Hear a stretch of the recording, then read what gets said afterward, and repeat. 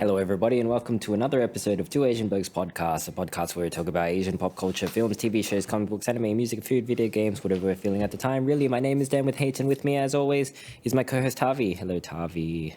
What's up? Yeah, not too much, just chilling out after an incident of road rage, People have forgotten how to drive For these real? days. For real? No, not for real. Because that would be a bit of a coincidence. Yes. Yeah, we are going to talk about the Netflix TV series Beef, starring Ali Wong and Stephen Yeun. But before we do that, shall we do our recurring segment, What Have We Been Watching? I think we've watched a shared movie recently. Oh, right? yeah, we did. Yeah. When you said that, I was like, what did I watch recently? But I actually did go to the cinema Yesterday, Tavi. Yeah. That's how much I That's how remember. Yeah. memorable this movie is, right? Yes, yeah. We watched, we first seen Dungeons and Dragons by some director that I don't know. But, I think it's the director of the movie Game Night. One of the. Oh, yeah, that's it. Yeah, I forget his name. I don't Some guy. I forget his name too. The guy from Freaks and Geeks. Sorry. Yeah. Yeah, but not to throw a shade at the guy, but I was actually quite pleasantly surprised by this movie because you'd seen it first, and you said it was pretty average. Pretty average, yeah. To be honest, I didn't have the best experience watching it. And coming out of the movie, I was like, yeah, it was all right. You told me that there were these two people laughing at every single joke in the movie. I'm not going to be a hater. Fair enough. You enjoyed the film, yeah. Props to you. It's good that you enjoyed the film. And I don't want to take away from anybody's enjoyment of the film. I'm talking specifically to the two people that sat next to us in the cinema here. But yeah, they were so loud and they weren't doing anything bad. They were laughing at all the jokes, but it was just such obnoxious. laughter. Yeah, I guess obnoxious is the right word to use. They were enjoying themselves, but because the laughter was so raucous, and for me, the jokes were, they were funny, but they weren't laugh out loud funny, and it was I might chuckle to myself a little bit, but their laughter was so over the top that it made me second guess how funny the movie was. You know what I mean? Where are you watching these movies then? What is it with you Sydney audiences? This is at Dendy, so it's kind of like the equivalent of Nova as well, in Melbourne. Oh, the higher class. The smaller theater. So it's a quite intimate setting, I guess. But they were having such a good time, and I felt bad for not having a good time, I guess. As good a time as them. They'd be going Chris Pine, he's such a good actor. He's such a good actor. And I'm like, yeah. Is that what they were saying? Yeah, was that just oh, really? I guess he's a good actor. I guess these jokes are funny, but I don't know, man. I don't know if it's that funny. Yeah, that's fair enough. I mean, I had quite a pleasant experience watching this movie. I watched it at Hoyts in Melbourne Central, so one of the bigger theaters in Melbourne, more popular chain as well. Fairly packed theater. I mean, the audience, the audience chuckled here and there at moments and stuff, but there was never any raucous, super raucous laughter. Chris Pine is such an amazing actor. It's quite, yeah. I find Melbourne audiences are generally quite good. I have a very positive theater experience watching movies in Melbourne. I mean, to be honest, this is the first time this specific kind of thing has happened to me. Generally, I find audiences to be fairly normal. But you always tell me about your theater experience, a couple fighting during June, and then when we watched Broker, and we heard Jurassic Park in the next door. I'm pretty sure you told me about some other incidents that I don't remember, but you do have a lot of stories. Maybe I just hate people. Maybe that's my problem, David. Maybe I need to be completely alone in the theater to enjoy a movie properly. Maybe I'm that broken, but I don't know. Maybe. I think this movie was fine. I think it was it was a fun movie. I think it was maybe like maybe the movie thinks it's funnier than it actually is at times. Like it is quite reliant on the jokes, as opposed to like the events of the movie, I think. I found it actually quite funny because it's interesting. I saw the trailer for this movie and I'm like, yeah, it could be possible. Like, I'm not really that keen to see it. And then, like, I'd seen so many ads for this movie. Like, they were really pushing this movie hard. All the network channels were pushing this movie. It was, like, lots of advanced screenings as well. Like, they were pretty eager to just get it out and, like, let people watch it. It, like, seemed that they were really confident in the quality of the film. Yeah, they were quite confident. Yeah. And I wasn't going to watch this movie after your review. I'm like, I'll probably give it a miss. Like, we have a friend, and you probably know who I'm talking about, who has a specific thing for heist movies. And I think he probably watched the trailer for the movie, and it's like, we're going to need a team. And then, like, it probably clicked something in his brain, and it's like, we're going to watch this movie, guys. I think he's got a fondness for D&D as well. I'm pretty sure he likes those community episodes about where they play D&D, you know? I do too. Like, I have admittedly never played D&D, but since watching those community episodes, I have dabbled in some, like, YouTube channels where they play D&D, and I'm like, it looks like a fun time. Like, if for creative people, and like, it can be quite funny. So, like, that's what I like about this film is, like, it did feel like very much like a party D&D campaign. Of people, and they're like just this hijinks, right? As opposed to like an overly serious, like Warcraft-esque movie, you know what I mean? Yeah, it was very light, and it's interesting because I thought I was sick of this kind of movie, but like I watched it, I'm like, you know what? I'm actually really enjoying this movie. Like, it's not the most, thoughtful film of all time, and it has some plot contrivances as well, but I'm like, I didn't really care that much. And like the action sequences were fine. Like Michelle Rodriguez does Michelle Rodriguez really well, and you knew that ending was gonna come. Like, you knew, like, without we won't talk about spoilers, but I just knew, like, that ending was gonna happen. Sure. It's pretty pretty by the numbers. Plot but it was just like, it was just a kind of a fun movie. The chemistry between all the characters was good. And even though it was like a CGI fest, it didn't even really bother me that much either. Like, I particularly like the Druid escape sequence. I thought that was really cool. And like the heist itself was quite fun. So like, I'd surprisingly have quite little complaints. And even like the violence in the movie, like, me, it either has to be like hard hitting or not at all. This is a very like PG level of violence, except for the guy that gets his head cut off very suddenly. If you remember, I was just like, oh, fuck it up. It was like, he very like PG, like kills those guards and then cuts the dude's head off. I'm like, oh, all right.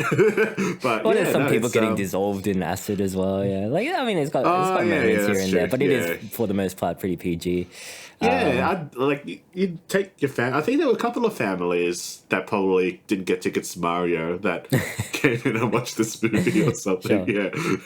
I mean, it is pretty. I think it's more about the humor of it. And like I said, like, it's fairly funny. I feel like there are some good gags in there, but a lot of the good gags were just in the trailers, so I had already seen them before. And like, I know, I thought the Jonathan thing. The Jonathan thing was funny, yeah. And especially when they just you assume that they leave him for dead, which looked funny because he's still breathing, and then they just leave him, and then he's just like, ugh. There's a funny cameo as well. That's pretty funny. Yeah, I mean, there's some good bits, and the heist itself is quite creative.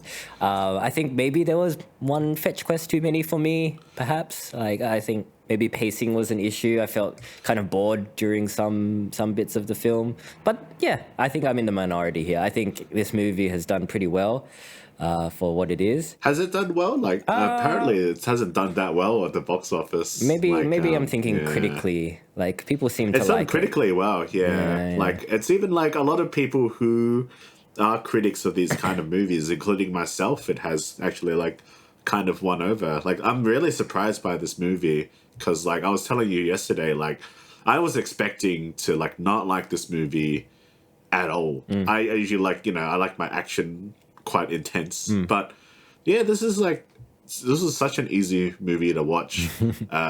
Not very anxiety inducing, which is the opposite of what we're going to be talking about today. But no, I would recommend this movie. I think I gave it like 3.5 out of 5. Yeah. Would you be tempted to play D&D after this? Which I think is the ultimate plan of Hasbro. Yeah, because I used to play I played the Baldur's Gate game ages ago, and like Neverwinter Nights as well. So I'm sort of familiar. I've never done like the tabletop stuff, but I do have like Divine Divinity Original Sin 2 that I bought off a sale ages ago. And I played it for a little bit, but I'm like, oh, this is it's one of those like time sink games. Yeah, I think I played it a bit as well. And even at this time and point, I still haven't finished Resident Evil 4, which is actually quite long for a Resident Evil game. Yeah. But like, just we've been busy, you know. So, I think apparently this move Hasbro needed this movie to succeed. Otherwise, they might have lost control of the IP that is D&D.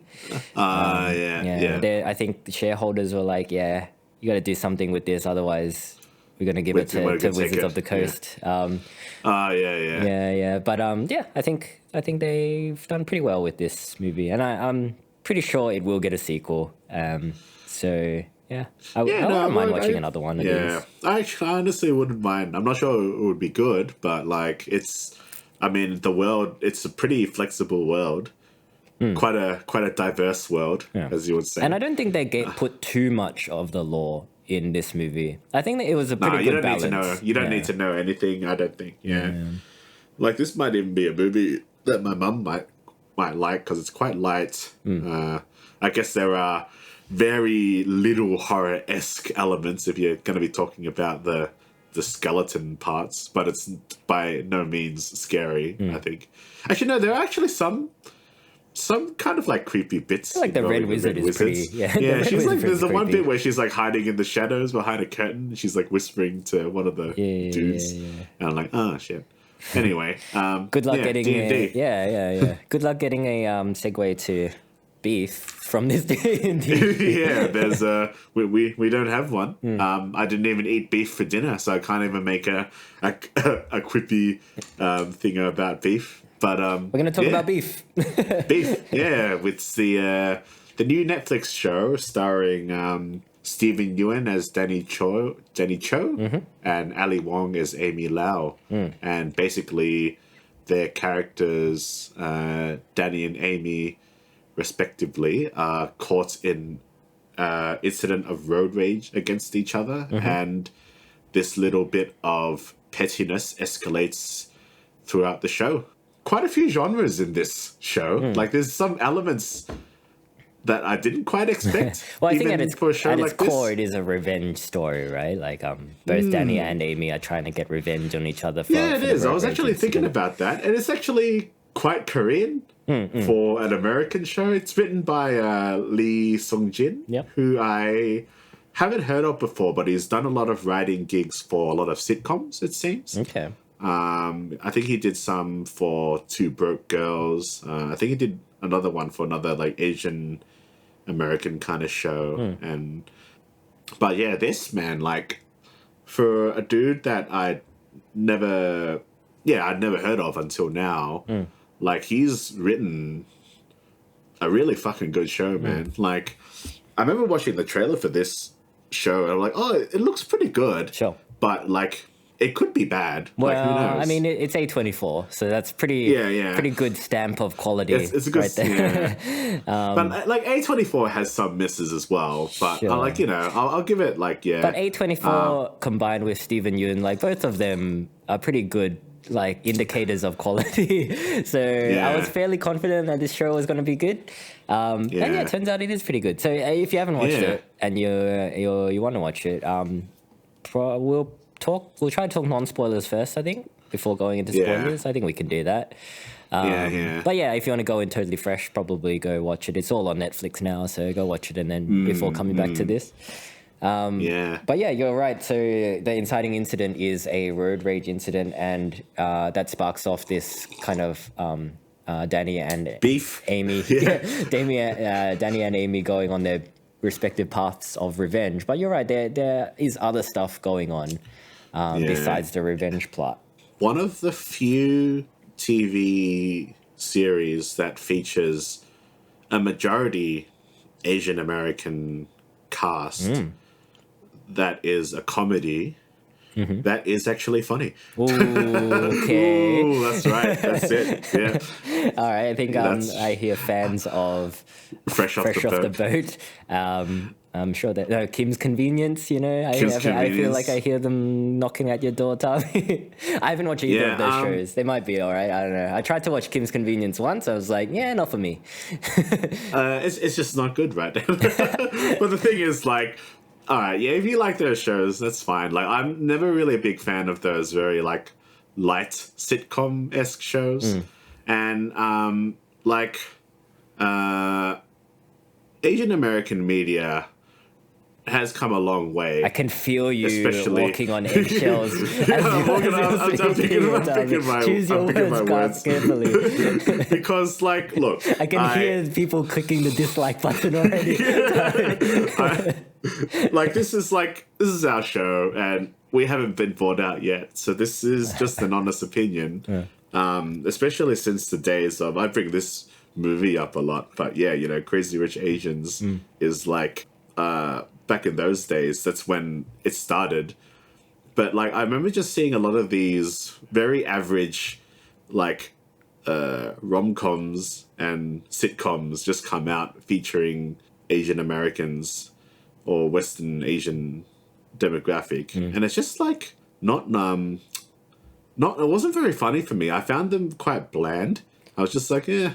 And like, they were kind of being like celebrated a lot back then. And I'm just like, I don't know. Like, I wasn't really that impressed by what was coming out back then. Perhaps not that relatable for you as well, right? Like, it's a different It's just, it experience. comes from Asian, a very... but it's a very different Yeah. demographic of Asian.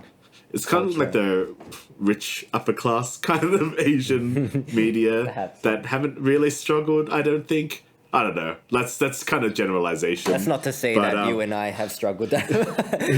But definitely you would We're gravitate entitled more as well. towards Yeah. things like Minari and... Oh, most definitely. Like, when Minari and Farewell have come out, like, those movies are fantastic, and they are like Asian American experience. But those movies still very much felt like Asian cinema, which is a good thing. But I think Beef, it doesn't feel like an Asian film. It feels like an American film, an American experience. Yep. But I mean this in like the best possible way. So I feel that this is probably, to me, like the most authentic. If I like this to me, this show is like the dream thing that I would want to create. Like a majority Asian cast that speaks English, that has touches of their like roots from their ethnicities, but it's not the main function of the show. Sure. And like, hats out to like fucking no mention of boba in this show. no K-pop. Yeah. Like, and I like K-pop, but there's none of that like super Asian. I feel like this show is not. It's not like, marketed as an Asian show, right? Like, it's not like they're forcing these kind of Asian buzzwords down our throats, I guess. Yeah. But it feels so subtle, like the way, like, Danny, when he goes eats meals with his cousin and his brother, they're like, yeah, we'll get some like kimchi jjigae and stuff there at a Korean restaurant. And like, we'd just go out. We don't specifically get Lao food that much because there's not that many Lao restaurants in Australia, unless they're super expensive. But yeah, we go out and we eat Asian food quite often, you know. Yeah. But they're not just eating like Asian food he all eats the time. some Burger Like, King as well. Yeah, he eats a bit. Like I've actually fucking done that. Sometimes I'll just go to a fucking Macca's and then just like sit in the car park and like listen to a fucking podcast. Yeah. And just like eat a burger. Like it's super relatable. And that's the thing. It's like not just their experiences in the show, but the themes as well. There are some themes that tie directly into the character's heritage, but they are also themes that everybody can kind of relate to. Like, I would probably compare it to something like Everything Everywhere All at Once, where it's like, yes, the characters are Asian. Yes, they do Asian stuff, but it's not what they're all about, right? It's like, and it's not what the movie is about. It's not what this TV show is about. it's just a byproduct of their characters, you know? So it feels organic. Yeah, it doesn't feel disingenuous. It's funny that you mentioned Everything Everywhere All at Once. I think the turn off for some people of that movie is that it's weird. This show is less weird than that movie, but it's also still pretty weird. Like, there's some things that happen in the second half that I really wasn't expecting. It really goes A24 in the second half. It's really an A24 production. Yeah. The thing about this show is I really like love the show, but it's admittedly not the most bingeable. Like, I watched this over a period of 5 days.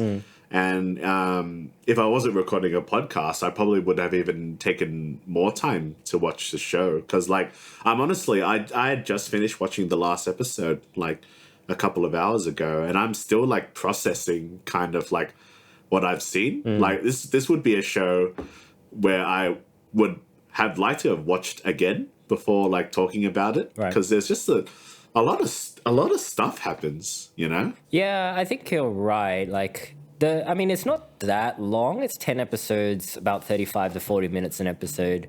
But it's the anxiety. Yeah, it is very hard to watch at times. Especially, I feel like at the start, like Steven Yeun's performance of this character Danny that is just so downtrodden and like to the point where he is unhinged, and where he is like eating Burger King like on a like a mountainside by himself, and like his Bitcoin like investments are going down, and is just having like heart palpitations, and like just nothing is going right. Like, it felt like I felt that anxiety. I mean, a lot of that is in the performance as well. Like, Steven Yeun is just brilliant.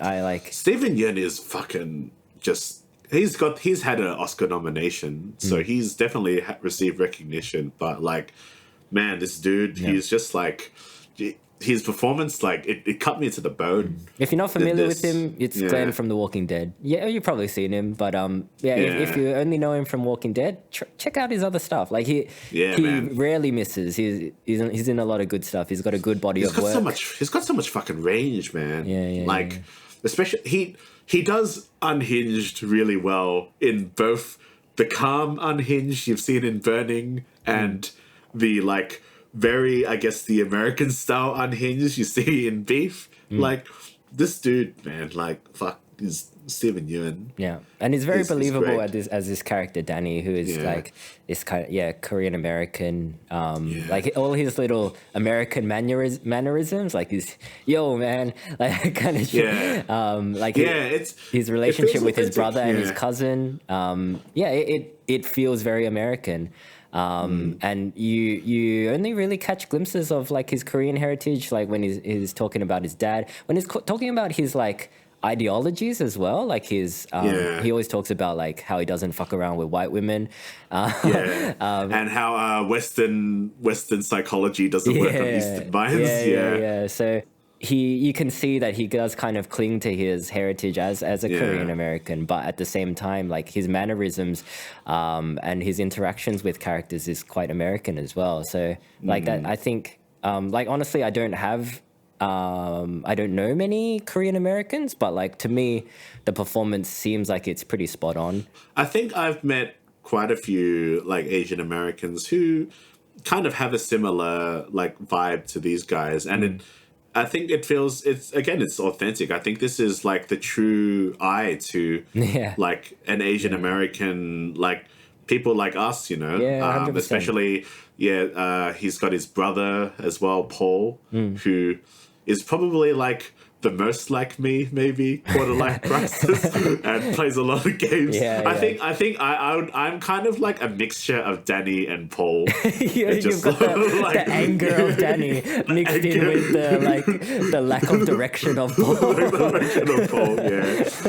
I'm probably not like an Isaac who's just like Isaac's a bit bad far. person. He's going a bit far. Yeah, you've got the beard of Isaac. I've got the beard. So I'm like all the shows characters in this movie. So I really definitely relate to these characters. But I mean, we also have to talk about Ali Wong. Yeah, she's very good. She knocks it out of the park, man. I mean, I really enjoyed her in Always Be My Maybe that we talked about briefly last year with Nat, I think, in one of our episodes. And I enjoyed her performance then. And Always Be My Maybe was actually one of the better Asian American rom-coms that came out. I was very pleasantly surprised by that movie. Yeah. She's a comedian. I haven't seen any of her stand-up. So her comedic talents show in Always Be My Maybe, but her acting chops in this, I was got a lot of fucking impressed. dramatic moments in this show. She does pained fake smiling so well. So good. It's so you can just feel it. Every time, the thing is because Amy's character, Ali Wong's character, she plays Amy, who is the rich Asian side of things. But the way they've done it in this show is that she is sympathetic. She's trying to think of her family. She's got a business and she wants to sell it. She's successful, but that has come at a price, right? She's severely overworked. She's sacrificed a lot in this kind of race for financial freedom, her mental health, her time with her daughter.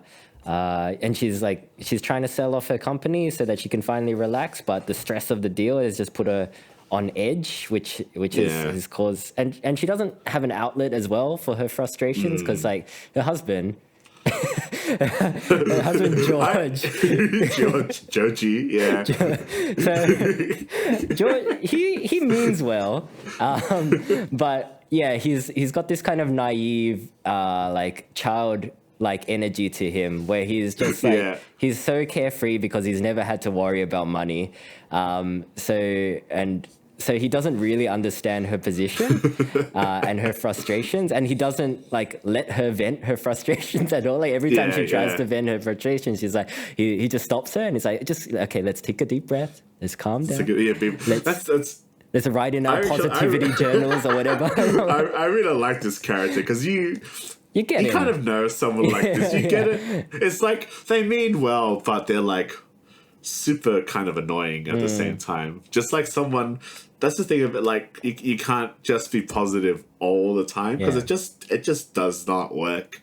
It'll explode, and that's the interesting chemistry between Danny and Amy. It's really hard to explain because they don't share a lot of on-screen time, but every time they're on screen together, there is an odd chemistry that's almost slightly seductive, I think, but also it's weird, because they obviously hate each other because they keep having goes at each other throughout the rest of the show, and much of the plot is little bits of pettiness that get under each of their characters' skins, but then they kind of use that frustrations to vent it on each other based on this road rage incident, and it kind of just escalates.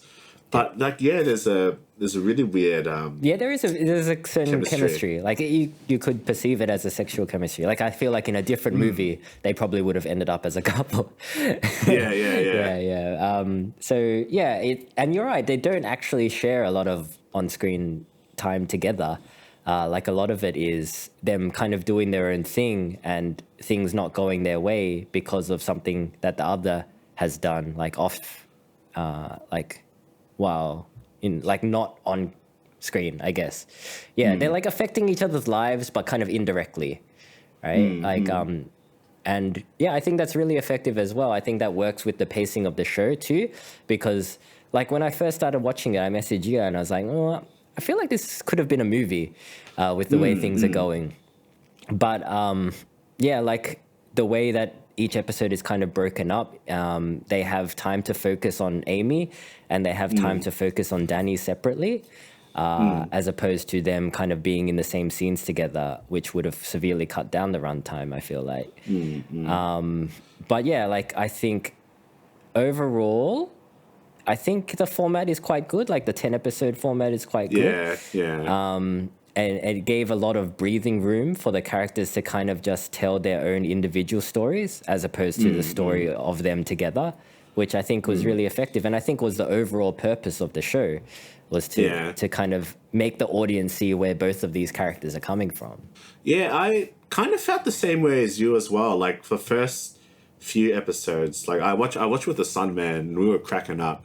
But I was like, yeah, I maybe would have preferred this as a film, like just 1-2 hour long movie. But as the show went on, I'm like, I'm not sure if they would be able to fit as much into the movie, because it kind of like each piece feels quite it felt like there's a purpose for each scene, and like as you said, the breathing space as well was important.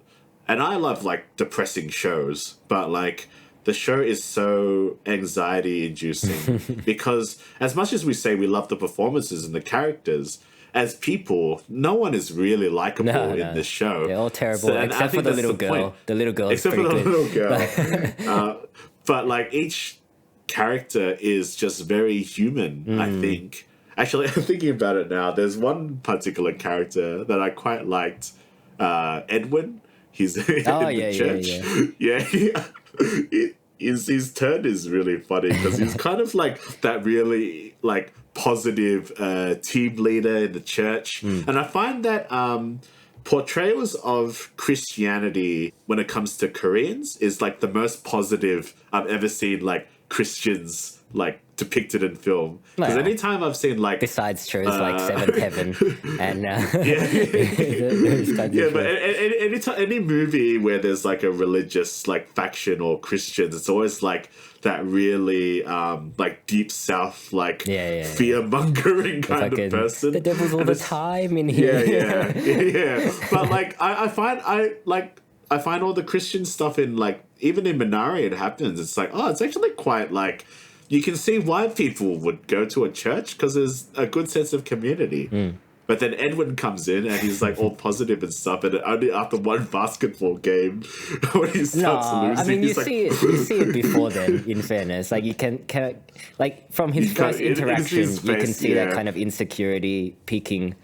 But yeah, he does definitely spiral, and like a lot of these characters spiral in this show. It's not a good really situation for anyone. Nobody's really having a good time throughout this show. How would you describe the humor in this show? Because like this is definitely my kind of humor. Like but it's like it's not entirely slapstick. It's a black comedy, I'd say. Yeah, for sure. But like, it's not even like. I guess so. Because the humor, it's like the reason it's funny is because it's so like grounded in reality that like the absurd things that happen, they're not that absurd. Like you actually see them happening in real life, and that kind of like a link to reality is what I found. The funny aspects of it, but also what I found to be the most uncomfortable aspects of it is like, I could totally see this happening even to me. And it's like, this sucks. I guess that's the dark humor part of it. It's funny, like the bit where like Mia, the assistant, Amy's assistant, I don't quite remember the context, but she's like, gomen nasai to she's like, what? It's like, it means sorry in Japanese.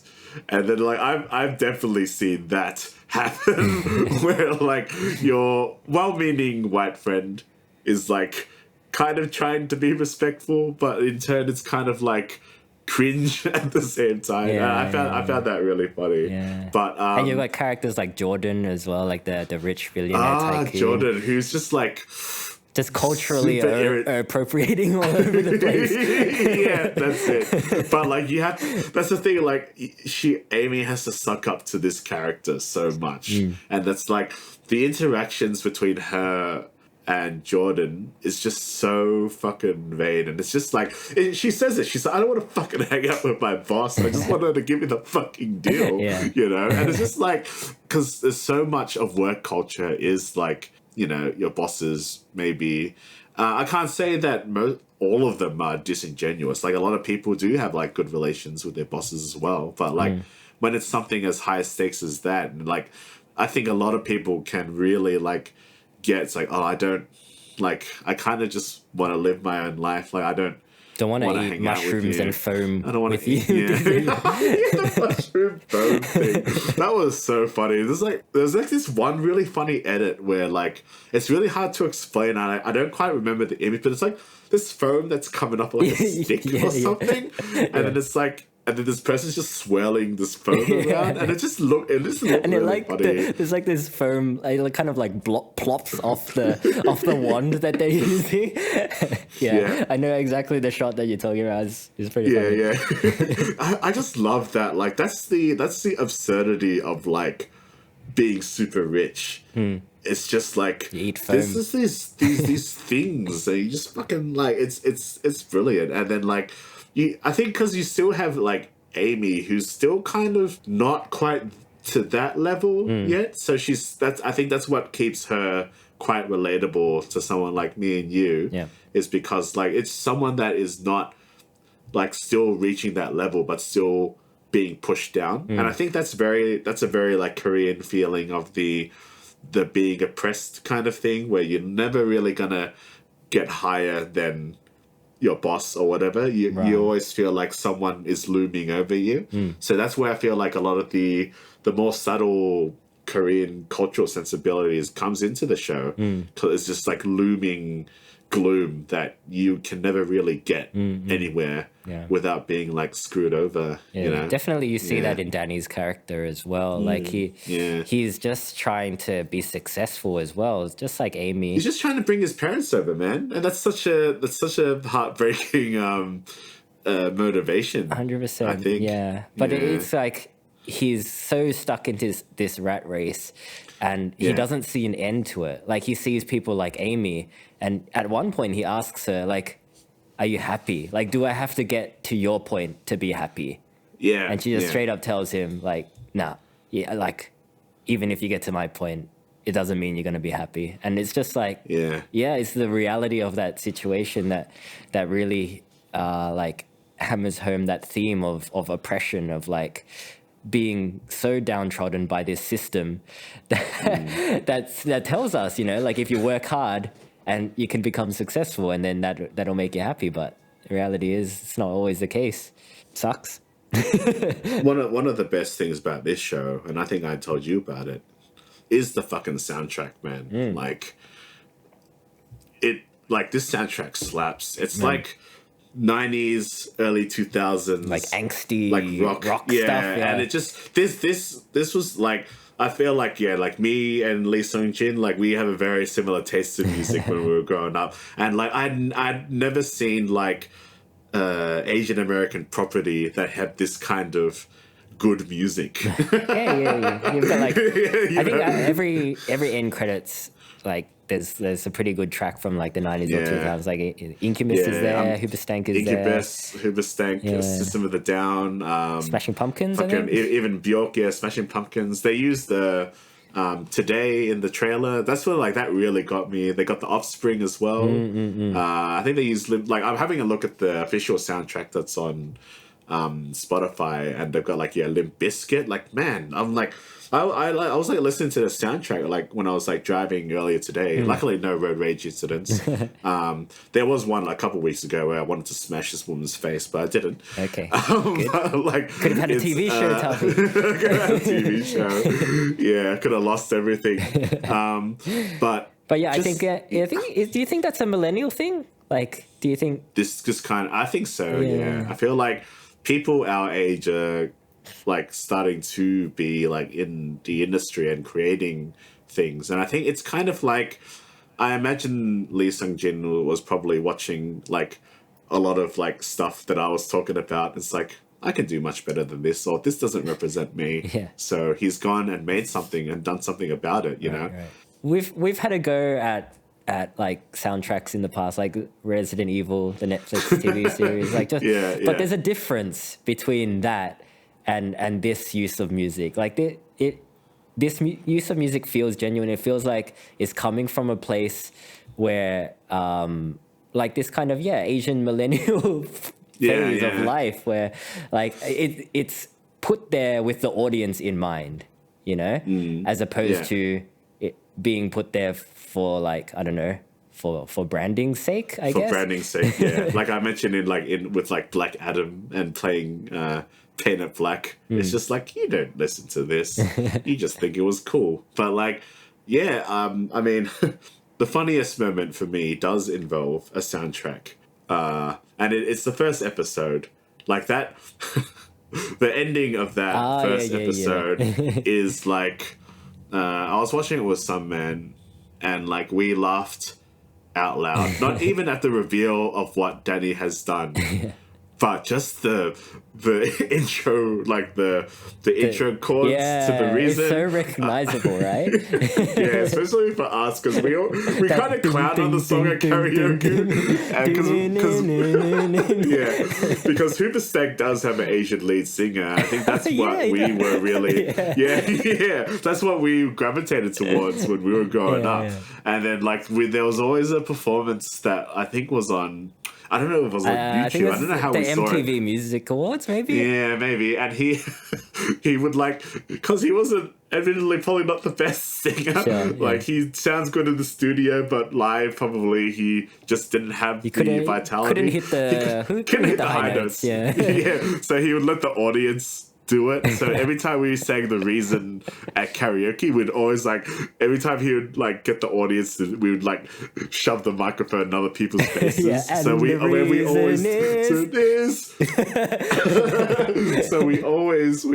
did that. And like, yeah, we sang that song every time. And it was always one of our like really drunk songs as well. Yeah. So to see that just come onto a show at a really like funny moments, and also that's very like the lyrics to the song really fit the themes, but it's also like quite a big juxtaposition as well. Like, yeah, I thought that was just like a bit of a comedic, just a great scene. And like I think I saw Ali and Steven talk about it in an interview. They do like a breakdown of that shot. Oh, yeah. And there's like something that Ali does at the end where Amy does like a very like subtle smile after she's chasing Steven Yeun. So, I mean, this is a little bit of a spoiler, but like Steven Yeun basically pisses all over her bathroom. I think it's in the trailer, so yeah, it's alright. Oh, yeah. But she's chasing him down.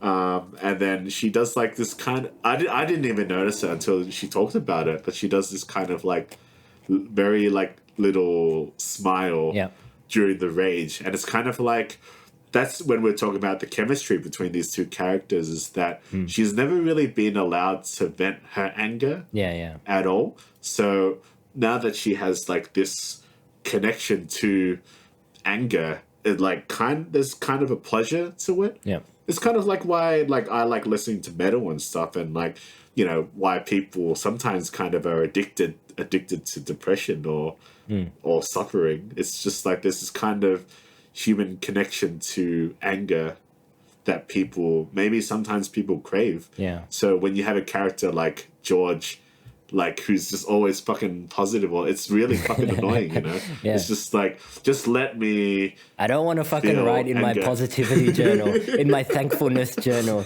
George. I just want to be angry, like... Yeah. And I think that's probably an Asian sentiment as well, right? Is that kind of repression of anger is quite common with Asian people that are perhaps our age, maybe, and definitely people older than us. We're always kind of taught to like not really let the anger show, not really let the anger out. That's why kind of like heavy metal is not really that widely listened to in the Asian community of people our age anyway. So like I think that's a really good kind of way to show Ali's character in a nutshell, is that she's just been looking for this outlet of anger. And even though like the anger isn't maybe necessarily what she wants to feel, at least she's able to feel it finally and like let it out. Yeah, good shit. It's a good looking show as well. We should talk about like how good the show looks. Yeah, it looks very A24. I really like the artwork that's at the title card of each episode. It's quite like highbrow, but also kind of like that postmodern like it's depressing to look at. It definitely fits. So these are show. actually original artworks from by David Cho, the actor that plays Isaac. Yeah, he's an artist. Yeah, Yeah. and a podcaster. Yeah. So yeah, good stuff. Like art, I think plays a pretty big part in the show as well. Like George is a sculptor. George's family is, they come from a long line of artists. Like George's dad is a famous sculptor as well, who's responsible for the tamago chair. Yeah. Which is a very famous chair designed off his mum's butt. But even the stuff at Jordan's house as well. Like she's got a bunch of headdresses from different cultures. Art plays a big part in it, and that stuff definitely is allowed to shine. But even like the shots of David's world as well. So his house and the house that he wants to build for his parents, the plot of land that he's trying to purchase. Like all of that looks really good as well. Like I've never seen LA looking as good as it does in this movie. Especially in some shots at the end, which we'll probably save till spoilers. But just a lot of beautiful scenery in general. Yeah, even just the lived-inness of Danny and Paul's apartment. It's obviously supposed to look quite scraggly and quite middle class, but just with the placement of everything, especially the first shots of Paul playing games. It's if you want to know what my room looks like, you can just watch that scene. It's that's basically me. I'm in the middle of a game, Yeah. I did a lot of multiplayer. It'd be me that, but I'm actually editing, not playing games. Yeah, you got twice on one screen and yeah, I got twice on one screen. Yeah. So I don't know which one's more pathetic, really. Just either way, they're both the signs of single 30s Asian dude. But that contrast of their apartment and Amy's house as well. Like Amy's house is very well put together. Everything is, she's designed the kitchen herself. It's a what does he call it? A timeless kitchen. Timeless kitchen. The kitchen looks very timeless. And it's so kind of manufactured as well, which also kind of represents Amy's character. Is everything has to be so manicured. Even if she doesn't feel like doing it, appearance is quite important. But before we get into spoilers, do you have anything else to say about this show? No, just go watch it. Go support good Asian American content. Don't be one of those guys that says we love this shit, but then just never watch it ever again. But honestly, it's too hard. I would say don't watch it if you're banking on Asian stuff. It's not. It's not really there. Yeah, but it shouldn't have to be there. Exactly. It's a good show on its own, I think, and that's kind of why we like it. I think we try not to harp on about representation that much. Yeah, we say that a lot, but we do. It's we're important. basically... Of course it's important. It shouldn't be the make or break point of a show, right? A show should be able to stand on its own 2 feet as just a good thing. And I think this show definitely does. Yeah. It's definitely it's definitely probably Netflix's best TV show in a while. It's weird because there's another show that I really like that I saw this year, the Michael, and I like them both a lot for very different reasons. Very completely different feelings watching those shows. We're probably going to do an episode of the Michael at some point, but just a little bit on that. That show makes you feel good when you watch it and relax, whereas this show, it's I can probably understand why maybe this show might turn some people off. It's because it is not really an easy watch. It's really anxiety inducing, and it's it's depressing, it's a tragedy almost, right? It's heavy stuff. But that being said, you should watch heavy stuff because people are very soft these days, and the image of a skull seems to send people off on a fucking riot. Yeah, I was watching. I'm probably going to mention this in another episode, but like, I was watching teens react to Slipknot, and like, I had to go back to the hospital. After that. I got diagnosed. I got diagnosed with cancer. I was like, oh yeah. So, hey doc, I just watched this vid, and it's like, Just imagining you like watching it on your phone while eating a Burger King sandwich and just like grabbing your like left arm. Oh, dude, it's like that might even be fucking content someday. Just me rewatch because it just.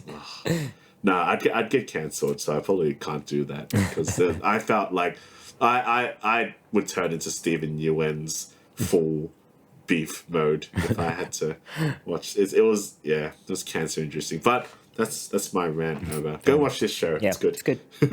All right, let's talk spoilers. So the ending of it. What did you think? Well, before we get into the ending, what do you think of that fucking like psychological horror aspect that suddenly comes in? Yeah. So the Amy after George has left her and taken Junie away from her, she starts hating herself, and that hatred of herself comes out in visual representation when she looks in the mirror and sees this horrific goblin woman staring back at her. Yeah, because she does this because she's like in her 20s, so it's like it's kind of a sign of a trauma that's not really explained too much. I don't think it needs to, but like it's there, and she's basically, I think she's paid like an older guy to have sex with her while she's like covered herself in a blanket or something, and then she's looking into the mirror and she sees herself as this goblin person. When I was watching it, like, and I saw that, I was like, what the fuck is that? I was like, what is that? And it was quite scary.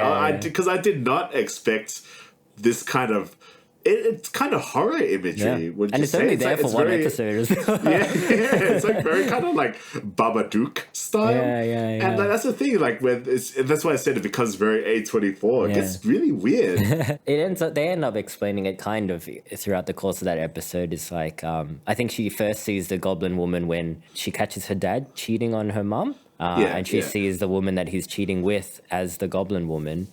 And then it becomes kind of like this entity that is always watching Amy and making sure that she behaves correctly. Man, that's so fucking scary, man. Just you explaining it is like gives me chills. Like, I was not expecting it at all, and it's like, very pleasantly surprised. It was cool. And I think that's kind of like almost the beauty of the A24 label is that when weird shit like that happens, it's not completely out of nowhere because it is an A24 product, you know what I mean? So when I saw that, I was like, oh, that's weird, but it's A24, I guess. So it's not the weirdest thing that could have happened. Yeah.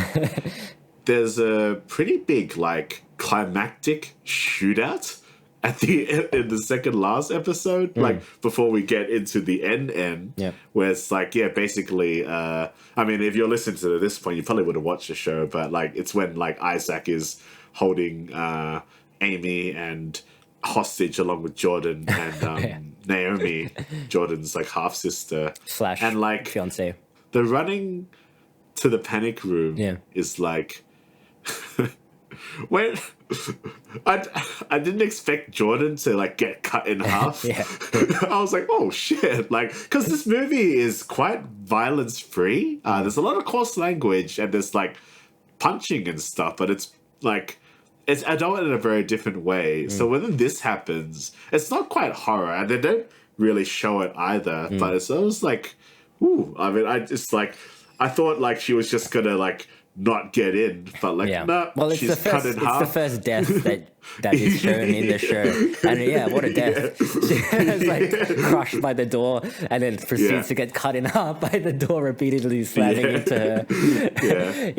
I mean that's just hilarious, right? Like the whole scene where like she's running and Naomi is like ahead of her, and you know exactly what's gonna happen. Exactly what's gonna happen, but then they subverted your expectation because I did not expect Jordan to die because like. I mean, like, for lack of a better description, it's quite light in violence before that actually happens. And then, it escalates, man. There's a lot of, like, things that happen through the show. Like, there's a lot of deceit. It just builds up, like, that that lie, you know? Yeah. And then, yeah, that ends up in a fucking shootout and, like, people die. Yeah, like one of Isaac's, the white, white guy. gets shot. White guy gets killed. I think Bobby He gets lives. clipped. The other Korean Yeah, guy Bobby lives. lives. Yeah, he just gets arrested. Yeah. So all the main white people in the show die. Jordan and Bobby. So maybe that's just a little thing. Yeah, It's true, actually. Yeah. I didn't think of that. Yeah, I just thought of it now. But yeah, I was very surprised because you hate her character. You hate Jordan because you were so invested in Amy's journey. Just give her the fucking deal and then piss off. But then when she dies quite a grisly death. Yeah. And then I'm like, oh, that's that's like when you kind of start questioning yourself, I suppose. And that's very enjoyable. Yeah. It's got that episode as well that has probably one of my favorite parts of the series is when the reveal of Danny just always sabotaging Paul and always being the one that's holding him back. Where throughout the course of the show, you kind of feel like it's the other way around.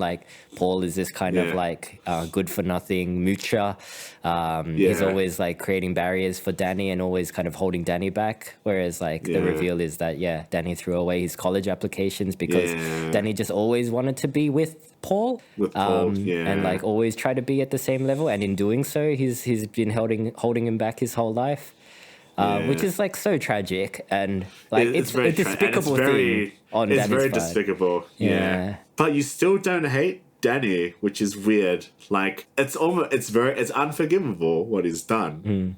Because that is his brother's life. His brother, as we said, as the show kind of leads quite a pathetic life. But you see hints of his ability to push through. I mean, I don't know jack shit about crypto, but he seemed to have done it quite well.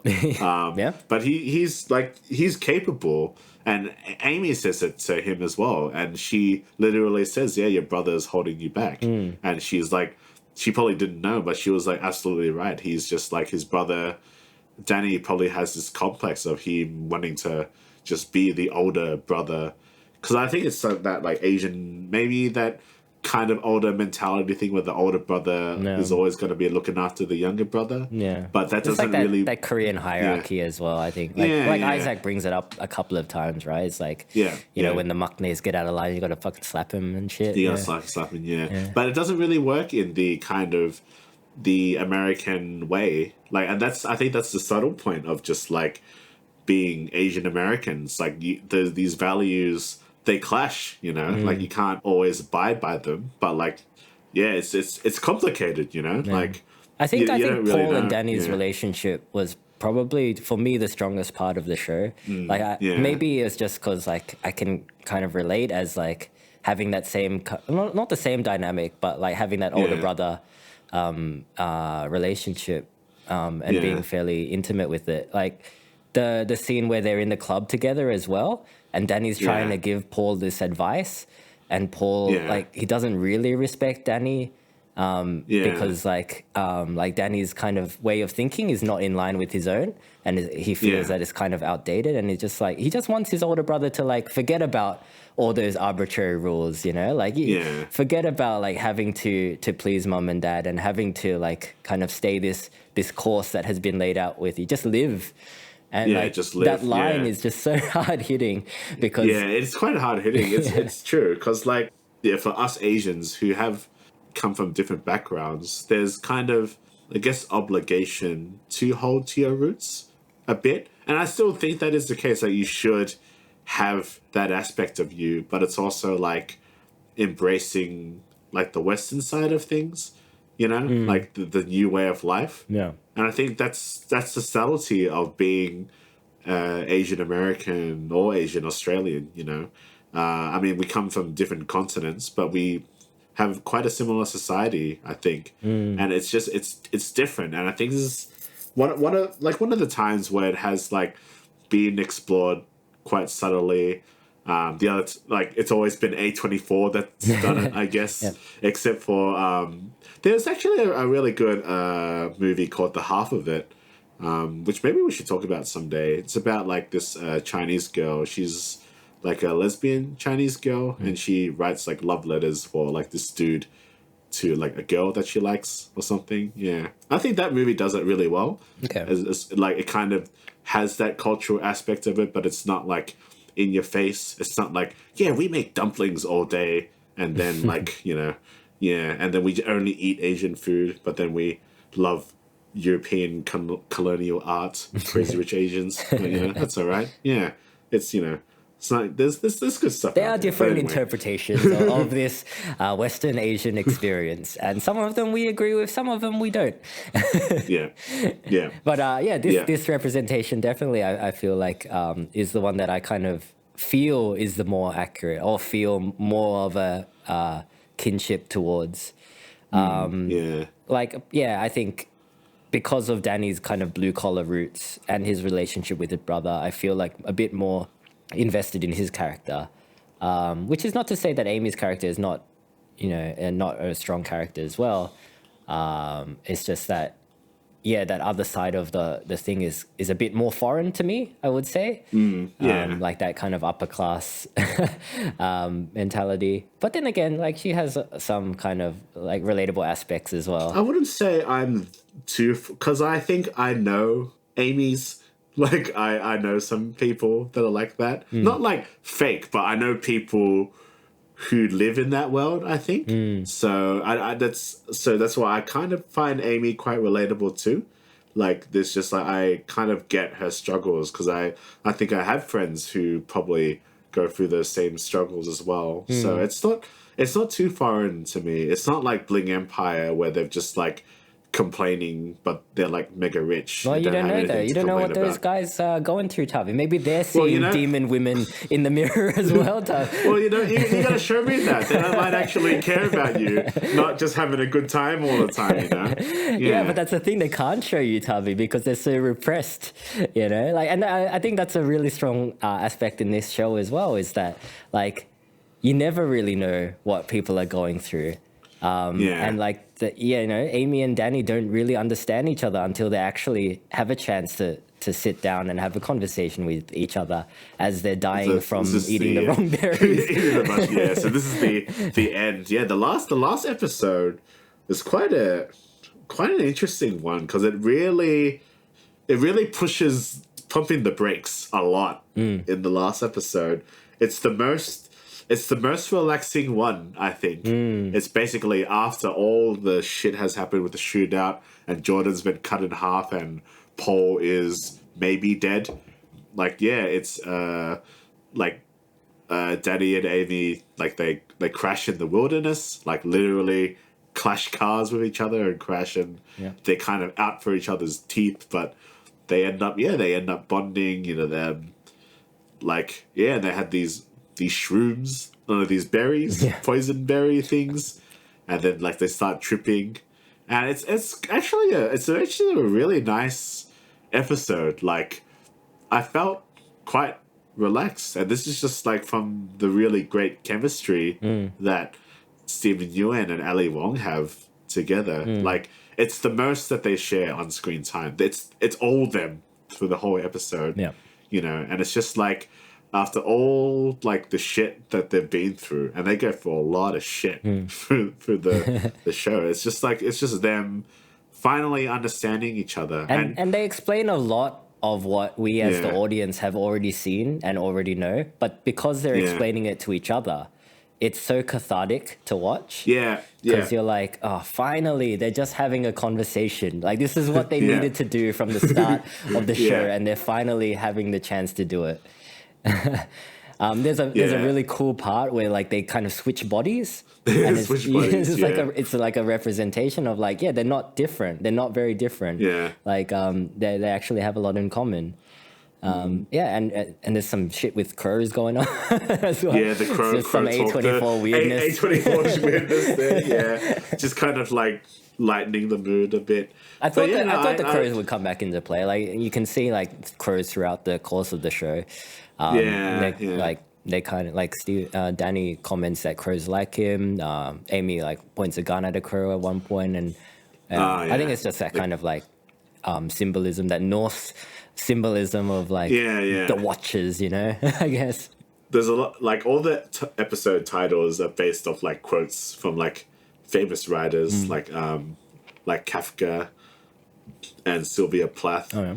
And it's like, yeah, all like authors like we should have read like most of their books. So again, it's probably like another, like me and Lee Sung Jin probably like jerking off over Dostoevsky and stuff. There's no Dostoevsky references in this show, so 0 out of 10. Trash. But yeah, don't watch it.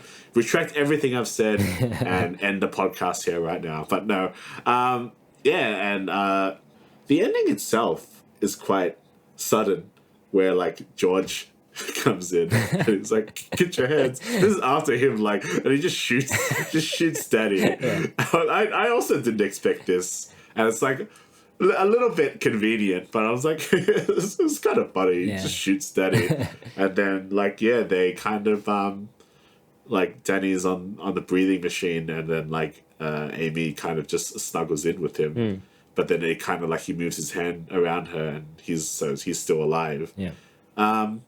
He's going to jail though. He's going to jail for a long time, probably. Probably, but do you think there's going to be another season of this show? Like, what do you think?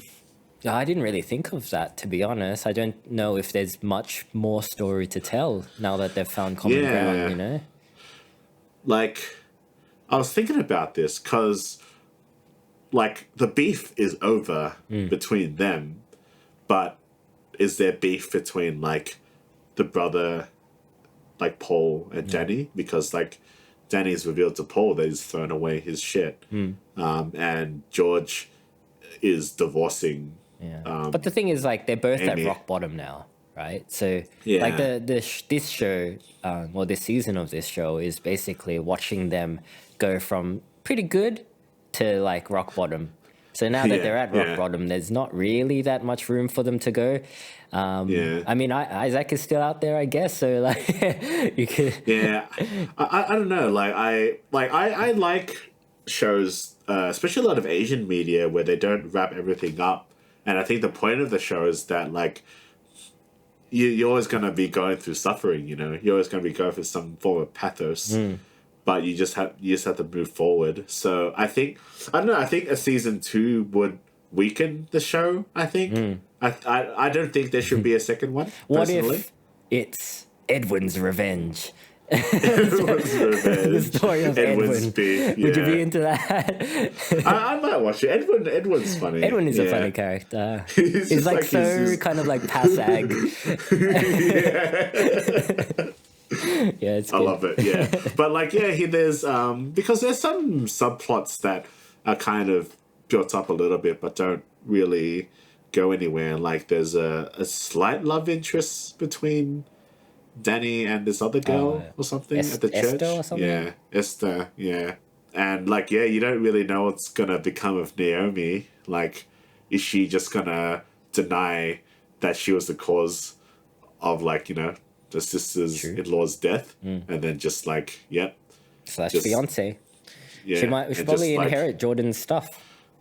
But like, is she gonna blame Amy for her death? That kind of thing. Is that gonna be the beef? Yeah, maybe. Like, you wonder. To be honest, not that interested in a continuation of this story. I think it's a one and done for me. I'd watch it if they make another one. I would rather they have a different couple of people with beef. With beef, But like, I feel like this show is quite personal. It feels very real. Like, maybe too real at times, which is why it's so anxiety inducing. That like I don't know how successful it's critically acclaimed, but I don't know how many eyes are on it. We'll see after we air this episode. We'll see how many people listen to us talk about it. But I haven't seen that much about it on socials and on the YouTubes. So because it's not Crazy Rich Asians. So it's like, it's a bit too hard to watch. I don't want to watch it.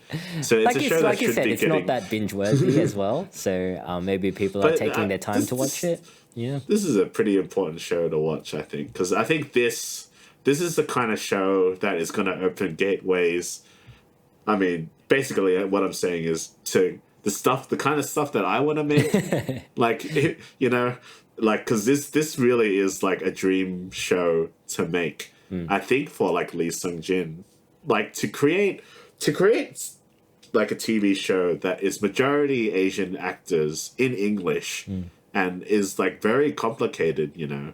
Because I mean, like if we talk about the history of like Asians in American films and stuff, and just some of the shit that we kind of had to go through, like, you know, just a lot of producers saying, "Oh, Asians can't emote," and like, you know, "Oh, Asians are boring," like Asians don't matter. Like, of course, that stuff is gonna like piss me off as well.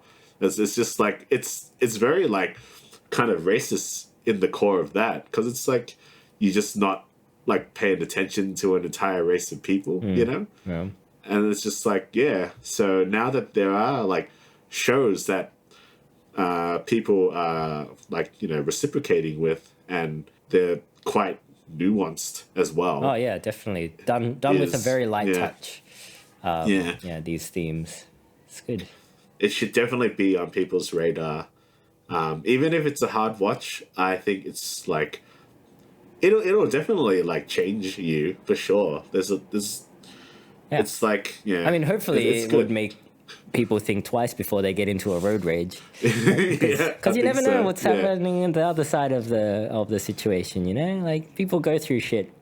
And maybe instead of having a road rage, just try to have a conversation. But have some berries, have a conversation. But some people can go fuck themselves as well.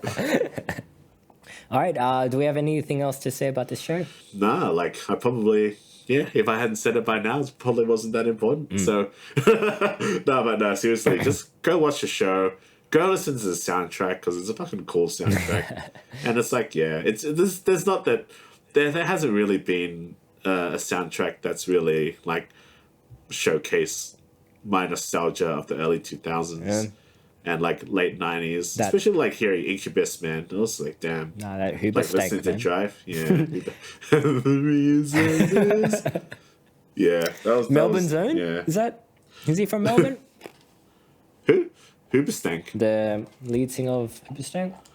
Nah, he's American. Okay. Yeah, I think he's remembering things wrong. Yeah. No, he's remembering it wrong. But no, it's just like killer soundtrack, man. And even like the representation of the hip hop stuff that they listen to as well, like at the clubs and stuff, it feels very like contemporary Asian American as well, which is like, yeah, it's cool. Like, it's definitely like there's a lot of authenticity to this show that is quite like subtle. Just thinking about it now, it's really good. Yeah. But then again, we're not Asian American, and there could be an Asian American guy like, this show is completely wrong and it should be banned. Where's all the fucking boba? Where's all the boba? I can't believe not one character had some boba. So unrealistic. So yeah, I bet you someone's gonna say that. Oh yeah, they should have boba. Like, just boba is popular enough. Boba doesn't need any representation. It's like, where's all the K-pop? Everybody loves boba. It's cool that like all the music is actually like white artists, because it's like it doesn't really matter. It's just like what sounds good, you know. And even like, anyway, it's a good show. Go watch it. It's cool. It's dope. It's good. Yeah. All right, guys. But what did you think of Beef? Did you enjoy it? Would you like to watch a season 2 of it? Let us know. You can get in touch with us at twoasianblokes@gmail.com. You can join our Facebook group to be part of the conversation, or you can follow us on Instagram at twoasianblokes to see what we're up to. I mean, drive safe. Yeah, is all I can say. Drive safe. Yeah, go. If you're particularly fond of Burger King, or in Australia, Hungry Jack's, go get your chicken royales and find a nice car park and whatever your listen outlet to the Beef is. Soundtrack. Go exercise that outlet. Find an outlet that suits you, that doesn't cause harm to other people, and release, vent your anger, because that's healthy. I'm actually very tempted to go out and just like zone out in a park somewhere and just eat like 6 burgers and just like listen to like, that's a good pastime, man. This show gets me, man. Yeah. A show that's very anxiety inducing, just and about angry, horrible people. It really gets you. It really gets me. But yeah, that's us, guys. Right. We will see you next time. Bye. Bye.